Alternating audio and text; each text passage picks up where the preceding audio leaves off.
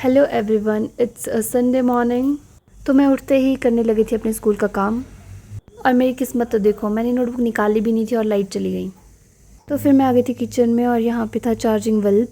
उसके बाद हमारी महारानी भी उठ गए थे। ऋषिका, ऐसे क्या दौड़ दौड़ के आते हैं आप? ऐसे दौड़ दौड़ के आते हैं सुबह सुबह? मैं क्यों जाऊँ साइड में? उसके बाद मैं लगी थी अपने किचन के काम में। तुम पतंग बहुत करते हो। काम है मेरे पास यहाँ पे।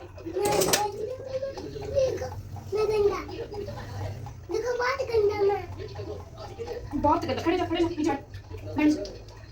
भाई कुछ भी कह लो, आपके पास कितना ही कम काम क्यों ना हो, पर सिंक में बर्तन कभी ख़त्म नहीं होते। ये हमेशा फुल का फुल रहता है।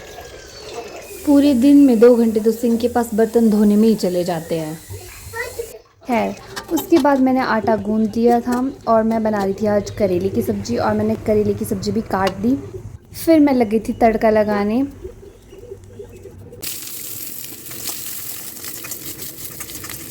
उसके बाद मैंने बनाई रोटी। फिर सबके खाना खाने के बाद मैंने भी खा लिया खाना। फिर मैंने धुलाए हर्षिका के हाथ मुँह। उसके बाद खुद भी अच्छे से हाथ मुँह धो लिए। ये है गाइस वो कपड़े जो मैंने कल धोए थे रात को। फिर आ गई थी मैं टेंट के पास। यहाँ पे सभी लोग लगे हुए हैं अपने काम में।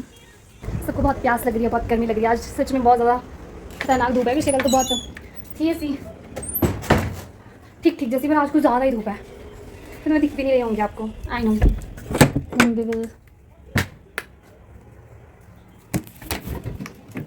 यहाँ से लेंगे हम। फिर मैंने सबके लिए भरा कोल्ड ड्रिंक। और ये भर दी हमने सारी क्रेटें, और ये थोड़ा सा ही रह गया हमारे पास। उसके बाद इतना लग रहा बहुत ज़्यादा ट्रैफिक। फिर पापा ने कहा था मुझे चालान बुक भर के रखने के लिए, तो मैंने वो भर के रख दी थी। उसके बाद पापा ने खुद ही कर लेना था इससे आगे। उसके बाद मैं लगी थी रात के खाने की प्रिपरेशंस में। उसके बाद मैंने जलाया दिया और फिर अपना किचन वगैरह समेटने के बाद मैंने लास्ट में हर्षिका के लिए बनाया दूध। तो गाइस मैं हो गई हूँ नहा धो के बिल्कुल फ्रेश। तो मिलती हूँ आपसे अगले ब्लॉग में, तब तक के लिए बाय बाय, टेक केयर।